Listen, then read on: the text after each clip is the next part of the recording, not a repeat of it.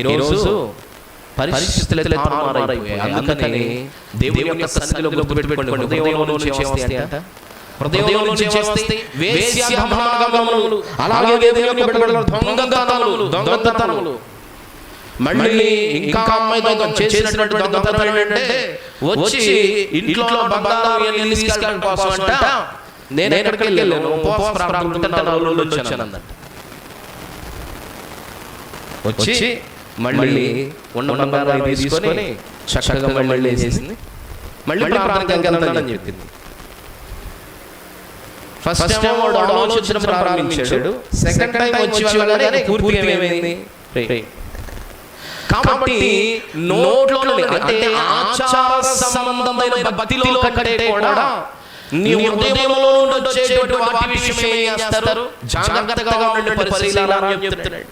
కాబట్టి సంగమ ప్రభు మనతో మాట్లాడుతున్నాడు, ప్రభు మనకు వివరిస్తూ ఉన్నాడు. నీ హృదయంలో నుండి వచ్చేవి జాగ్రత్తగా చూసు. అందులో ఏమేంట, దొంగతనాలు, తర్వాత ఏమేంట, అబద్ధ సాక్ష్యములు, ఎన్నో రకాల సాక్ష్యం ఉన్నట్లుగా ఎవరు చెప్పరు కదా, ఎవరు చెప్పరు దేవుని బిడ్డలారా. అలాగే దేవుని యొక్క సన్నిధిలో మనం జ్ఞాపకం చేసుకున్నట్లయితే ప్రభు సెలవిస్తూ ఉన్నాడు, దేవుని బిడ్డలారా మరలా ఏమేంట, దేవదోషం. ఇది దాదాపు అందరిలో ఉంటుంది. ఏ దోషం? దేవుడు ఉంటే మాకు సహాయం చేయొచ్చు కదా, దేవుడు ఉంటే మాకు అది చేయొచ్చు కదా, ఇది చేయొచ్చు కదా, దేవుడు ఉంటే అలాగే నడుస్తుంది, ఇలాగే నడుస్తుంది. అంటే దేవుడు ఉన్నాడో లేదో కానీ నువ్వు క్రమంలో ఉన్నాడు. ముందు దేవుడు ఉన్నాడో లేదో అని తెలుసు, గ్రంథం చెప్తుంది, సేవకులు చెప్తున్నారు. కానీ నువ్వు ఉండాల్సిన క్రమంలో నువ్వు ఉన్నావా? నువ్వు చేయాల్సిన క్రమం నువ్వు చేస్తున్నావా? రాత్రికాల సమయంలో ఎఫ్తా గురించి మాట్లాడుతూ స్థలం విషయంలో వచ్చేసరికి దేవుని యొక్క బిడ్డలారా వీళ్ళకి ధర్మశాస్త్రం వచ్చింది. ఎవరికి స్థలం ఇవ్వడానికి? ఎఫ్తాకి చోటవాడికి, ఎఫ్తాకి స్థలం ఇవ్వడానికి వీళ్ళకి ఏమొచ్చింది? ధర్మశాస్త్రం వచ్చింది. అన్యులు అలాగే పరస్త్రీలు వేశ్యలు అయినటువంటి సంతానానికి మేమేమి ఇవ్వకూడదు, స్వాస్థ్యం ఇవ్వకూడదు అన్నారు. అలాగే దేవుని యొక్క బిడ్డలారా వారికి సహాయం వచ్చేసరికి, వారికి ఆపద వచ్చేసరికి కాపాడడానికి మాత్రం వేశ్యతనం ఇవన్నీ గుర్తురా. అంటే దేవుని అడ్డం పెట్టుకొని ఏం చేస్తున్నారు? అందుకని దేవదోషం, అందుకే ప్రభువు ఆజ్ఞలలో సెలవిచ్చాడు, నా నామాన్ని మీరు చేయొద్దు, వ్యర్థంగా ఉచ్చరించొద్దు అన్నారు. ఈ రోజు ఇశ్రాయేలులో దేవుని యొక్క బిడ్డలారా యాహోవే అనే పదాన్ని వాడడానికి భయపడతారు. ఈ రోజు మన ఇష్టానుసార బైబిల్ మోస్తాం, మన ఇష్టానుసార బైబిల్ పడేస్తాం, మన ఇష్టానుసార కొంతమంది అయితే ఆదివారం మాత్రమే గుర్తొచ్చింది, మిగతా వారాన్ని పట్టుకోరు. కాబట్టి దేవుని యొక్క నామాన్ని, దేవుని రకరకాలుగా మాట్లాడేస్తూ ఉంటాం. అందుకే ప్రభువు అన్నాడు, నీ హృదయంలో నుండి వచ్చినది దేవదోషం, అదే చేస్తావు, జాగ్రత్తగా చూసుకో. తర్వాత ఇవే మనుషులని చేస్తే అపవిత్రపరచును గాని చేతులు కడుగొనక భోజనం చేయుట మనుషుని అపవిత్రపరచదని చెప్పాను. కాబట్టి లోక సంబంధమైనటువంటి ఆచారాలు కూడా మనిషిని చేయవు, అపవిత్రంగా మార్చలేవు, అట్లనే పవిత్రంగా కూడా మార్చలేవు. వాటి వల్ల ఉపయోగమేమీ లేదు. కానీ నీ నోట్లో నుండి వచ్చే హృదయంలో ఉన్నాయి కొన్ని, హృదయంలో ఉన్న వాటిని ఏం చేస్తావు? హృదయంలో ఉన్న వాటిని ఏం చేస్తావు? దేవుని యొక్క బిడ్డలారా ఇవి ప్రాక్టికల్ గా మనం చేయలేకపోవచ్చు, క్రియాత్మకంగా ఈ చెప్పబడినటువంటి లక్షణాలు, దురాలోచనలు, నరహత్యలు, అలాగే దేవుని యొక్క బిడ్డల వ్యభిచారములు, వేశ్యాగమనములు, దొంగతనములు, అబద్ధ సాక్ష్యములు, దేవదోషములు మనం ఏమీ పైకి చేయకపోవచ్చు. కానీ చాలా హృదయంలో ఏం చేస్తాం? హృదయంలో ఏం చేస్తాం? ఆలోచిస్తూ ఉంటాం. హృదయంలో ఏం చేస్తాం? జరుగుతుంది, ఆటోమేటిక్ ఆలోచన వెళ్ళిపోతుంటుంది. ఎందుకంటే భక్తులైనటువంటి భక్తులు ప్రభు సెలవిచ్చినట్టుగా నరుల హృదయము ఘోరమైన వ్యాధి గలది, అది కపట కేంద్రం. కాబట్టి అందుకే ప్రభువు ఇలాంటి మానవుల నుండి వచ్చేదంతా కూడా ఈ యొక్క స్క్రాపేనయ్యా, మీరు జాగ్రత్తగా ఏం చేస్తారు?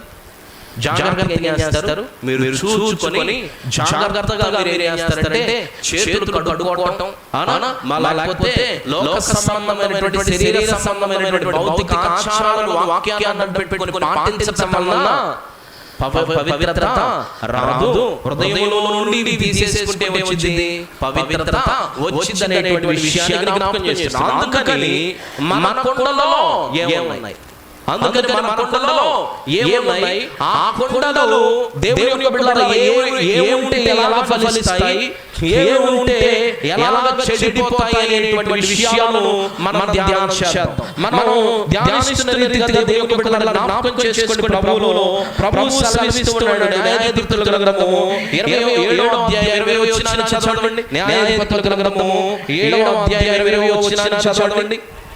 అప్పుడు ఆ మూడు గుంపుల వారు బూరలను ఊదుచు ఆ కొండలను పగలగొట్టి ఎడమ చేతులలో దివిటీలు ఇక్కడ మూడు కనబడతా ఉన్నాయి. ఏంటి? బూరలు కనబడతా ఉన్నాయి, రెండు మధ్యలో కొండలు కనబడతా ఉన్నాయి, తదుపరి ఎడమ చేతిలో ఏముందంట? దివిటీలు, వెలిగించబడిన దివిటీలు కనబడుతున్నాయి. బూరలు దేవుని బిడ్డలారా ఎప్పుడైనా దేవుడు కృప చూపిస్తే బూరల మీద వాక్యం చెప్పుకుందాము, అలాగే దివిటీల మీద వాక్యం చెప్పుకుందాం. ఇప్పుడు మన అంశం కొండలు గనుక దేవుని బిడ్డలారా గిద్యోను కొండలు. ఇవి ఎవరి కొండలు? గిద్యోను కొండలు, యెహోవా కొండలు. దేవునికి స్తోత్రం. గిద్యోను కొండలు ఎలాంటి కొండలు అంటే యెహోవా కొండలుగా ఉన్నాయి. అంటే ప్రభువు చెప్పిన రీతిగా ఈ కొండలలో ఏమి నింపుకున్నారు అనేటువంటి విషయాన్ని మన వాక్యంలో ధ్యానం చేద్దాము. గమనించండి దేవుని బిడ్డలారా. మొట్టమొదటిగా చూడండి 6వ అధ్యాయం 6వ వచనాన్ని చూడండి. 6వ అధ్యాయం 6వ వచనాన్ని చూస్తే దేవుని బిడ్డలారా ఏమని సెలవిస్తున్నాడు? ఈ కొండలలో అప్పుడు ఆ రోజు పగలు మూడు గుంపుల వారు ఏం పగలగొట్టారట? కొండలు, బూరలు ప్రక్కన పెట్టండి, దివిటీలు ప్రక్కన పెట్టండి, మధ్యలో కొండలు వేశారు, కొండలను పగలగొట్టారు. ఎవరు? మూడు గుంపుల వారు. మూడు గుంపుల వారు అంటే ఎంతమంది? మూడు గుంపుల వారు అంటే ఎంతమంది? దేవునికి స్తోత్రం. మూడు గుంపుల వారు అంటే ఎంతమంది? ఇశ్రాయేలీయులు. బాగానే ఉంది. మూడు గుంపుల వారు అంటే అందరూ వాక్యం చదువుతున్నామండి, ప్రార్థన చేస్తున్నామండి, అవునా? దేవుని బిడ్డలారా హల్లెలూయా. ఏం ధ్యానిస్తున్నారో, ఏం వాక్యం చదువుతున్నారో, ఏం చదువుతున్నారో అర్థం కావట్లేదు. మూడు గుంపుల వారు అంటే ఎంతమంది? చెప్పండి గట్టిగా. 300 మంది. అంటే వాక్యం బాగా చూడాలి, మనకి ఏమర్థం అవ్వాలి? నువ్వు వాక్యం చదువుతూ ధ్యానిస్తూ ఉంటే నిజంగా ఒక వచనం తీయగానే దాంట్లో స్టోరీ అర్థం అవ్వాలి. కాబట్టి ఇప్పుడు 6వ అధ్యాయం న్యాయాధిపతుల్లో దేవుని బిడ్డలారా గిద్యోను యొక్క కొండలు, లేకపోతే యెహోవా ఏర్పాటు చేసినటువంటి ఈ కొండలు ఎలాంటి కొండలు అనేటువంటి విషయాన్ని మనం చూస్తే మూడు గుంపుల వారు ఏం చేశారట? కొండలు పగలగొట్టారు. కొండలు పగలగొట్టగా దేవుని బిడ్డలారా ఎంతమంది అంటే మూడు గుంపుల వారు అంటే 100 మందిని చేశాడు. వేరు చేసి ప్రతి యుద్ధానికి వెళ్ళిన సమయంలో గిద్యోను చేత ఆజ్ఞాపించబడిన వారై దేవుడు పగలగొట్టమన్నప్పుడు ఏం చేశారు? కొండలను 300 మంది చేశారు, పగలగొట్టారు. ఎందుకని? దేవుడు ఏర్పాటు చేసుకొని 32,000 మంది వచ్చారు. ఎక్కడికి? 32,000 మంది ఎక్కడికి వచ్చారు? గిద్యోనుతో పాటు యుద్ధానికి వెళ్తామా అని చెప్పేసి వస్తే 32,000 మంది అవసరం లేదైనా 300 మంది చాలు అన్నాడు ప్రభు. ఎందుకు?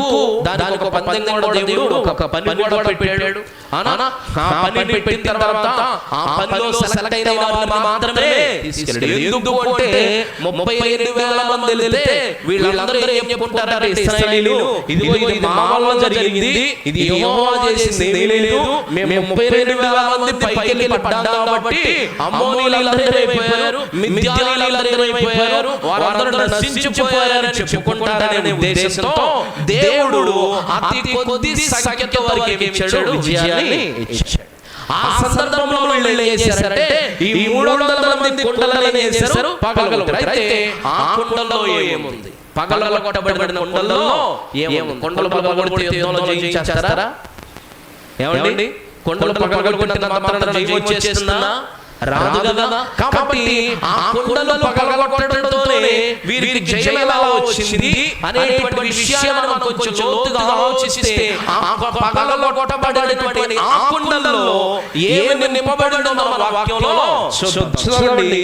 న్యాయాధిపతుల గ్రంథం 6వ అధ్యాయం 6వ వచనం చదవండి. దేశమును పాడు చేయుటకు వారు వచ్చి ఇశ్రాయేలీయులు మిద్యానీయుల వలన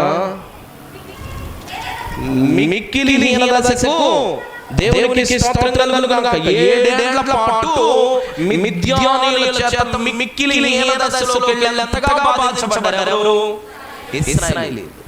ఎందుకంటే మిక్కిలి బాధించబడడానికి కూడా గల కారణం ఏంటంటే వీరు దేవుని తట్టు తిరగకుండా బయలు తట్టును బయలు ఆరాధన తట్టు వారి హృదయములను త్రిప్పుకున్నారు. కనుకనే దేవుని మాట వినకుండా, దేవుని యొక్క క్రమాన్ని చేయకుండా, దేవుడిచ్చిన వాక్యానుసారంగా జీవించకుండా ఉన్నారు. కనుకనే వారు మిద్యానీయుల చేత బహు హీన దశలోకి వెళ్ళిపోయే స్థితిలోకి వచ్చారు. ఆ హీన దశలోకి వచ్చినప్పుడు వీరికి అర్థమైందంట, ఏమని? అయ్యో, మన జీవితంలో ఇంత హీన దశకు వచ్చేసాం, మిద్యానీయులు మనల్ని మిక్కిలి బాధించుచున్నారు. ఈ మిక్కిలి బాధ నుండి, ఈ వేదన నుండి, ఈ పడిపోయిన స్థితి నుండి, ఈ బాధ నుండి, ఈ యొక్క శ్రమలో నుండి, ఈ భయంకరమైనటువంటి వేదనలో నుండి తీయగలిగిన వాడు దేవుడు ఒక్కడే. దేవుడు ఒక్కడే. అవునా? చాలా సార్లు చిన్న చిన్న వాటి ద్వారా దేవుడు హెచ్చరిస్తే తెలుసుకోగాని బాగా బాధ ఎక్కువైనప్పుడు గుర్తొస్తారు. ఎవరు గుర్తొస్తారు? దేవుడు గుర్తొస్తారు. వీరికి కూడా ఇశ్రాయేలీయులకి మిక్కిలి హీన దశలోకి వెళ్ళిన తర్వాత ఎవరు గుర్తొచ్చారు? దేవుడు గుర్తొచ్చాడు. చాలా మంది దేవుని యొక్క బిడ్డలు అనేక మంది కూడా శ్రమలు ఎక్కువైపోయి కొద్ది శ్రమలు ఉన్నప్పుడే అయ్యా ఈ శ్రమ ఎందుకు వచ్చిందో, ఈ బాధ ఎందుకు వచ్చిందో, ఈ భారం ఎందుకు వచ్చిందో, ఈ వేదన ఎందుకు వచ్చిందో అని ప్రభువు పాదాల మీద పడితే దేవుడు అద్భుత కార్యాన్ని చేస్తాడు. నిలబెట్టి నీ శ్రమల నుంచి విడుదల దయచేస్తాడు. ఒకవేళ దేవుడు చేసిన శ్రమలను తట్టుకునే శక్తి దేవుడు నీకు ఇస్తాడు. లేకపోతే ఒకవేళ శోధకుడు పెట్టిన శ్రమలను వాటిని జయించే కృప దేవుడు నీకు ఇస్తాడు. కానీ శ్రమలు ఎట్లా రండి, ఏం చేస్తామంటే బాగా పాకం మీద ముదిరి అది పగిలిపోయి అది మన ఒళ్ళంతా అయ్యేదాకా ఏమైంది దేవుని దగ్గరికి. ఇశ్రాయేలు ప్రజలు కూడా వారు మిక్కిలి హీన దశకి వెళ్ళిన తర్వాత ఏం చేస్తున్నారు? ప్రభువు సన్నిధిలో ప్రార్థన చేస్తారు. కాబట్టి పగలలో కొట్టబడినటువంటి కుండలో ఉన్న మొట్టమొదటి లక్షణం ఏంటో తెలుసా? పగలలో కొట్టబడిన కుండ ద్వారా వారికి మిద్యానీయులపైన ఇశ్రాయేలీయులకు విజయం రావడానికి గల కారణం ఏంటో తెలుసా? ఆ కుండలో ఉన్నది ప్రార్థన. ఆ కుండలో ఉంది ప్రార్థన ఉంది. సరే, ఇప్పటికైనా మిక్కిలి హీన దశలో ఆ కుటుంబం బాధపడుతుంది, సంపాదన లేదు, వేదనలో ఉన్నావు, శోధనలో ఉన్నావు, శ్రమలు వస్తున్నాయి, బాధలు వస్తున్నాయి. ఇప్పుడుకైనా ప్రభువు వైపు తిరిగి ప్రార్థన చేయగలిగితే, నీ హృదయం అనే జీవితం అనే కుండలోకి ప్రార్థనను చేర్చుకోగలిగితే ఆ కుండ యుద్ధ భూమిలో పగలగొట్టబడితే అద్భుత విజయం వస్తుంది. ఈ రోజు దేవుని యొక్క బిడ్డలారా, ప్రార్థనతో నింపుకునే కంటే కూడా ప్రార్థనలోనే గంట అరగంట అయిపోయింది. మిగిలిన సమయమంతా కూడా ఈ ఆత్మీయ జీవితాలనే కుండలలో, ఈ ఆత్మీయ హృదయాలనేటువంటి కుండలలో లోకం మొత్తం చేర్చుకున్నాం. ప్రార్థన ఎక్కడో ప్రారంభము, స్టార్టింగ్ అంతే. మిగతా ఉంది. కానీ ఆ మిక్కిలి హీన దశలో హృదయపూర్తిగా ప్రార్థన చేయడం మొదలుపెట్టాడు. అందుకని దేవుని యొక్క బిడ్డలారా, ప్రార్థనలోనే మన సమస్తము సాధ్యం. ప్రార్థన చేశారు దేవుని యొక్క బిడ్డలారా. ఆ దేవుని యొక్క సన్నిధిలో ప్రార్థించినప్పుడు అద్భుత కార్యాలు జరుగుతాయి. ప్రార్థించినప్పుడు అద్భుతంగా దేవుడు చేస్తాడు. మన చుట్టూరు ప్రాకారం కడతాడు ఆయన. ప్రార్థించే అలవాటు ఉన్న ఇంటిలో, కుటుంబంలో, ఆత్మలో ఆయన కంచె ఉంటుంది. యోబును తాకలేకపోయింది. ఎందుకు? యోబు చుట్టూ కంచె ఉంది. ఎందుకో తెలుసా? నిరంతరం ప్రార్థన చేసేవాడు, నిరంతరం బలులు అర్పించేవాడు. దేవుని యొక్క సన్నిధిలో ప్రార్థన ఉందా? దేవునికి మొరపెట్టే లక్షణం ఉందా? ఏ దశలోనైనా జ్ఞాపకం చేసుకుంటున్నావా? కాబట్టి దేవాతి దేవుడు ఈ రోజు మాట్లాడుతున్నాడు. ఆ రోజు 7వ అధ్యాయం 20వ వచనంలో 3 గుంపులు పగలగొట్టిన కొండలో ఏముందో తెలుసా? ప్రార్థన ఉంది. ఈ రోజు ఎన్ని రీతిలుగా నీ హృదయాన్ని పగలగొట్టినా, నీ కుటుంబంలో, నీ జీవితంలో శాంతి, సమాధానము, దైవత్వము, ఆత్మీయత, ఆశీర్వాదం రాకపోవడానికి గల కారణం ఏంటో తెలుసా? ఇంకా ఏదో సమస్యలు ఇరుక్కుపోయి అది ఇదైపోతున్నటువంటి నీ జీవితంలో ఎందుకో తెలుసా? సరైన ప్రార్థన. సరైన ప్రార్థన. అందుకే పౌలు గారు అంటాడు సంఘానికి, మీరు ప్రతి విషయంలో ఏం చేస్తారు? ప్రార్థన చేయండి. ప్రార్థన ప్రాముఖ్యం. ప్రార్థన ఎందుకు ప్రాముఖ్యం అంటే, దేవుని బిడ్డలారా, ప్రార్థన దేవునితో సహవాసం. రాత్రి విజ్ఞాపనలో మనం చెప్పుకున్నాం, యెఫ్తా తన జీవితంలో దేవుని బిడ్డలారా అందరూ ఇశ్రాయేలు పెద్దలు అందరూ వచ్చి మాట్లాడి తన ప్రధానిగా అధిపతిగా చేసిన తర్వాత ఎవరితో మొరపెట్టుకున్నాడు? సంగతి మొత్తాన్ని యెహోవాకు వివరించాడు. అన్ని చేసిన తర్వాత సమస్తాన్ని తీసుకెళ్ళి అప్పగించాడట. అవునా? మనం ప్రార్థన లేకుండానే ఏం చేస్తాం?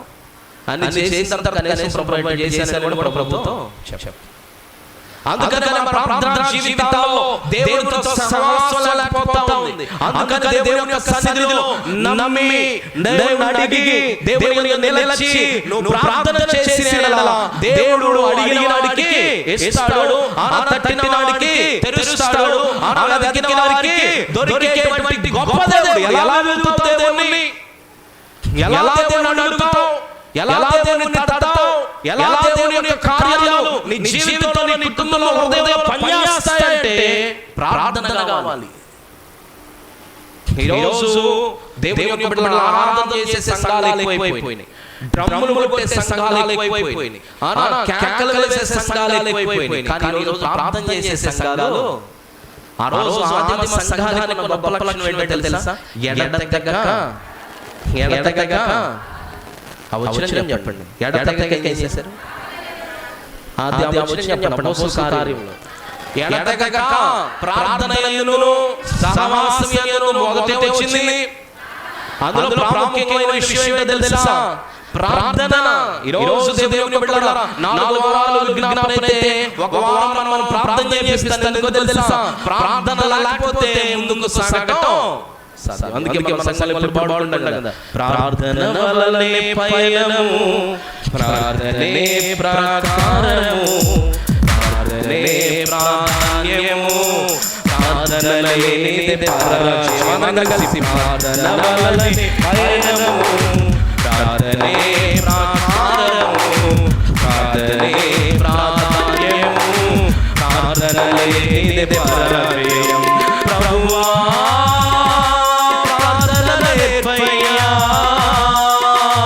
ప్రార్థించకుండా నేను ఉండలేనయ్యా, ప్రభువా ప్రార్థన నేర్పయ్యా.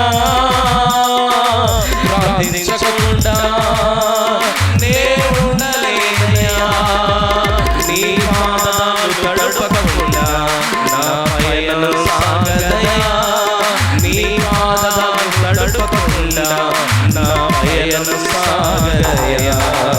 ప్రార్థన వలనే పయనము, ప్రార్థనే ప్రాకారము, ప్రార్థనే ప్రాధాన్యము, ప్రార్థన లేనిదే పరాజయం.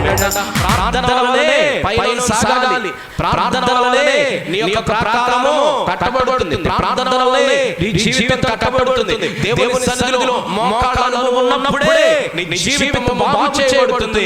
అది లేని యెడల నీ జీవితంలో పరాజయమే. అందుకే దేవుని సన్నిధిలో 3 సంవత్సరాలు చెప్తూనే ఉన్నాను, వచ్చి ప్రార్థన చేయండి కొంతమంది.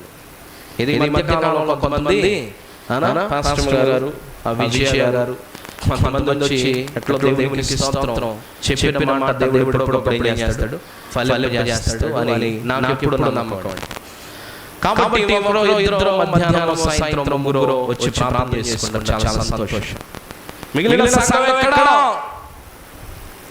ప్రభు సన్నిధిలో దేవుని యొక్క బిడ్డలారా ప్రభు సన్నిధిలో ప్రార్థనకు విలువ ఇవ్వకపోతే, అంటే మనిషిని బట్టి సమయాన్ని బట్టి అనుకూలతను బట్టి ప్రార్థన చేసే దేవుడు ఆలకిస్తాడా? ఆలకిస్తాడండి? చూడండి, మీరు సమాధానం చెప్పండి. ఆలకిస్తానంటే నేను కూడా చేద్దామండి. ప్రార్థన ఎలా రావాలో తెలుసా? హృదయపూర్తిగా వెళ్ళారు. ఎవరు మిగిలిన దశలో బాధేసినప్పుడు ఇశ్రాయేలీయులందరూ హృదయపూర్తిగా ఎవరు తిరిగారు? దేవుని తిరుగుతున్నావా సంగమా? దేవుని తిరగలుగుతున్నావా? ప్రభు సన్నిధిలో అప్పగించుకోగలుగుతున్నావా? ఈ రోజు ప్రార్థనలు దేవుని బిడ్డలారా అనుకూలం కోసం, మతం కోసం, ఇంటి పేరు కోసం, బలం కోసం, అధికారం కోసం, కుర్చీల కోసం అన్నట్లు అయిపోయింది. వద్దు, భక్తి మార్చు. శక్తి లేని భక్తి వద్దు. ప్రభు అంటాడు కదా, నీ భక్తిని నీకు ధైర్యం పుట్టిస్తుందా? ధైర్యం రావాలి అంటే ఉండాలి తెలుసా? నీలో బలమైన ప్రార్థన ఉండాలి. కాబట్టి కొండ పగలగొట్టబడగానే మిద్యానీయులపైన జయము రావడానికి గల కారణం ఏంటో తెలుసా? ఆ కొండలో మొట్టమొదటిగా ఆ కొండలో ప్రార్థన ఉంది. సంగమమా, యెహోవా సంగమం అనే కొండలో ప్రార్థన ఉందా? ఓ విశ్వాసి, నీ ఆత్మనే కొండలో ప్రార్థన ఉందా? నీ హృదయమనే కొండలో ప్రార్థన ఉందా? నీ జీవితమనే కొండలో ప్రార్థన ఉందా? ప్రార్థన ఉంటేనే ఆత్మీయత, దేవుడు, వాక్యము, అన్ని సంఘము, సేవకుడు అన్ని అర్థమవుతాయండి. ప్రార్థన లేకనే విలువ నీకు తెలియట్లా. సంఘంలో దేవుని యొక్క సన్నిధిలో దేవుని యొక్క బిడ్డలారా ప్రార్థన పూర్వకంగా లేకపోతే, ప్రార్థన లేకపోతే, సిద్ధపాటు లేకపోతే, దేవుని యొక్క బిడ్డలారా ప్రతి బలారాధన సిద్ధపాటు గుడికలు, ప్రతి ఆదివారం శనివారం విజ్ఞాపన సిద్ధపాటు గుడికి తెలుసా? ఈ రోజు వచ్చిన ఆరాధించడానికి నువ్వు ప్రార్థన పూర్వకంగా ఏం చేయాలి? సిద్ధపడాలి. ప్రతి విషయంలో సిద్ధపడాలి. చాలా మంది సిద్ధపాటు లేకుండా దేవుని బిడ్డలారా దేవుని యొక్క సన్నిధిలో జ్ఞాపకం చేసుకోండి. కొంతమంది సండే స్కూల్ విషయంలో అనుకోండి, సిద్ధపాటు లేకుండా ప్రార్థన చేయకుండా పిల్లలకు బోధించొద్దు. చర్చికి రావాలి, ఎప్పుడో ఒకప్పుడు వచ్చి చర్చికి సండే స్కూల్ తీసుకుంటా ఉంటే దేవుని బిడ్డలు ఎదుగుతారా? సిద్ధపాటు లేకుండా జరిగిస్తే దేవుని యొక్క సన్నిధిలో పిల్లలు ఎదుగుతారా? మొక్క వంగనివాడు మమ్మాయి వంగుతాడా? వాడు మొక్క దశలో ఉన్నప్పుడు వాడికి మాదిరి చూపించలేని జీవితాలు అనుకుంటే ఎన్ని చెప్పినా బోధించినా ఉంది. కాబట్టి దేవుని యొక్క సన్నిధిలో నేను శనివారం ప్రార్థన రాకుండా, దేవుని యొక్క బిడ్డలారా నేను సంఘ క్రమాన్ని చేయకుండా ఆదివారం వచ్చి బోధించారని మీరు ఒప్పుకుంటారా? మనకు ఒక న్యాయం, పక్కన వాళ్ళకి ఒక. అందుకని ప్రార్థన కావాలి, సిద్ధపాటు కావాలి అంటే, దేవునిలో నడవాలి అంటే, వాక్యములో ఉండాలి అంటే, దేవుని కొరకు సాక్ష్యంగా ఉండాలి అంటే, ప్రభువు కొరకు గొప్ప సాక్ష్యంగా ఈ అంత్య దినాల్లో క్రైస్తవులను హింసించుచున్న దినాల్లో, ఈ భయంకరమైన పాడు లోకంలో, ఈ భయంకరమైన పాప లోకంలో దేవుని కొరకు జీవించాలి అంటే నీలో ఉండాలి. ఆ రోజు కాల్చారు, ఆ రోజు ఊరేశారు, ఆ రోజు తగలబెట్టారు, ఆ రోజు శరీరాలను కోసారు, ఆ రోజు రంపాలతో రక్కారు. అపోస్తలులు నిలబడడానికి గల కారణం ఏంటో తెలుసా? సౌలు అనేటువంటి ఆయన గిల్లితేనే ఊరుకోడు అసలు. ఎవరెవరు? ఆయన గిల్లితేనే ఊరుకోడు. అలాంటోడు యెరూషలేముకి వెళ్ళిపోయి తల పెట్టాడు. దేనికి? తల నరికిన పర్లేదు, చావైతే బ్రతుకుడు క్రీస్తు చావైతే నాకు లాభం ఎలా వచ్చింది? ప్రార్థన శక్తి. జీవితంలో ప్రార్థన శక్తి చాలా అవసరం అండి. ఇదే నా ప్రార్థన శక్తి చాలా అవసరం. ఏదో ఆదివారం 2 గంటలకు వచ్చి ప్రార్థన చేసుకునేది ప్రార్థన కాదు. అందుకని నేను చెప్తున్నాను, ఆదివారం ముఖ్యంగా అట్లనే పరిస్థితులు. ప్రార్థన అంటే నువ్వు ప్రతి క్రమంలో ఉండాలి, ప్రార్థన పూర్వకంగా ముందుకి వెళ్ళాలి. కాబట్టి సమయం నీ కొండలో ఉంది, నీ ఆత్మీయమైనటువంటి జీవిత కొండలలో, హృదయమైన కొండలో ప్రార్థన ఉంటే నీవు యుద్ధ భూమిలో పోరాట పట్టుదల పగలగొట్టబడిన నాడు నీకు జయం వస్తుంది. దేవునికి స్తోత్రం కలుగుగాక. కాబట్టి కొండలో మొదటిగా ప్రార్థన, రెండో కొండలో చూడండి 6:11 అధ్యాయం 6:11 చూడండి. 2 పాయింట్. యెహోవా దూత వచ్చి చదవండి. అభిషేకుడైన యెహోషును కలిగిన ఒఫ్రాలోని మస్తకి వృక్షం కింద కూర్చున్నెను. యెహోషుకుమారుడైన గిద్యోను మిద్యానీయుల మరుగైనట్టు గాను చాటుగా చేస్తున్నాడు. ఇక్కడ దేవుని బిడ్డలైన మాటలు చదివితే ఏమవుతుందంటే దేవుని యొక్క ప్రత్యక్షత ఏం కనబడతాఉంది? దేవుని యొక్క ప్రత్యక్షత కనబడతాం. దేవునికి స్తోత్రం కలుగునుగాక. దేవుని యొక్క సన్నిధిలో మొదటి కుండలో ప్రార్థన ఉండాలి. ప్రార్థన చేసిన తర్వాత నీ కుండలోకి రావాలి, దేవుని ప్రత్యక్షత రావాలి, ఆశీర్వాదం రావాలి, దీవెన రావాలి, అవిరావాలి. అడిగినవన్నీ దేవుడు చేయాలని కోరుకుంటాం. కోరుకోవాల్సింది ఏంటో తెలుసా? ప్రార్థించిన వెంటనే ఏమొచ్చింది? దేవుని దూత వారికి ప్రత్యక్షమై ఎవరి దగ్గరికి వచ్చింది? పరాక్రమశాలి అయిన గిద్యోను దగ్గరికి వచ్చింది. ఈ కుండలలో దేవుని బిడ్డలు పగలగొట్టబడ్డాయి. కొట్టబడగానే మిద్యానీయులపైన శత్రువులపైన జయము రావడానికి గల కారణం ఏంటో తెలుసా? ఈ ప్రార్థనతో పాటు ఆ కొండ నింపబడిందో తెలుసా? దేవుని ప్రత్యక్షత నింపబడింది. ఎవరి ప్రత్యక్షత? దేవుని ప్రత్యక్షత నింపబడింది. దేవునికి స్తోత్రం కలుగునుగాక. కాబట్టి ప్రార్థన చేసిన తర్వాత అయ్యా నేను ఇది అడిగాను, నువ్వు నాకు ప్రత్యక్షమవ్వాలి, నీ వాక్కు, నీ దర్శనము, నీ కలలో నువ్వు ఏదో రీతిగా నాతో మాట్లాడి నేను ప్రార్థన చేసే సంసారం నాకు శక్తిగా మార్చబడులాగా నీ ప్రత్యక్షత నాకు ఇవ్వు ప్రభువా, నీ వాక్కు ప్రత్యక్షత నాకు దయచేయి ప్రభువా అని చేయాలి. దేవుని కొరకు ఎదురు చూసేవారుగా ఉండాలి. ప్రార్థన చేసిన తర్వాత ఈ కొండలోకి ఏమొచ్చింది తెలుసా? దేవుని ప్రత్యక్షత వచ్చింది. మనం గంటల ప్రార్థన చేస్తాం, ఒక 10 నిమిషాలు దేవుని కోసం వెయిట్ చేయలేం. ప్రార్థన చేసిన వెంటనే ఏమవుతుందో తెలుసా? దేవుని కొరకు ఎదురు చూడాలి. నువ్వు మాట్లాడావు, ఆయన మాట్లాడదా? నువ్వు చెప్పావు, ఆయన చెప్పొద్దా? ఓ ప్రశ్న చేసావు, ఆయన ఏమేయాలి? సమాధానం ఇవ్వాలి. మనం పోయిన విజ్ఞానంలో మాట్లాడుకున్నాం. ఇశ్రాయేలీయులు ప్రభు దగ్గరికి వచ్చి ఆయన విరోధంగా పాపం చేశాం అని పాపం చేసిన తర్వాత ఎవరికి ఎదురు చూశారు? ఆయన మాట కొరకు ఎదురు చూశారు. ప్రభు వచ్చాడు, మీరు ఆ దేవుడిని ఆ దేవతలను అనుసరించారు కదా, వాళ్ళు సహాయం చేస్తారు, పోండి మీకు అన్నాడు. అంటే మౌనంగా అట్లా మౌనంగా ఎదురు చూశారు. కాబట్టి కొండలోకి ఏం రావాలి? ప్రత్యక్షత రావాలి. ఎవరి ప్రత్యక్షత? దేవుని యొక్క ప్రత్యక్షత, ఆయన వాక్కు ప్రత్యక్షత రావాలి. ఇశ్రాయేలీయులు ప్రార్థన చేశారు. ఆ కొండలలో బలంగా తయారవడానికి గల కారణం ఏంటో తెలుసా? ఆ కొండలను ఎత్తి పట్టుకొని యుద్ధ పట్టణంలోకి తీసుకెళ్ళగలిగేటువంటి వ్యక్తి దగ్గరికి దేవుని వాక్కు, దేవుని ప్రత్యక్షత వచ్చింది. ఎవరైనా గిద్యోను. మరి నీ కొండలో దేవుని ప్రత్యక్షత ఉందా? నీ ఆత్మీయమైన కొండలో దేవుని ప్రత్యక్షత ఉందా?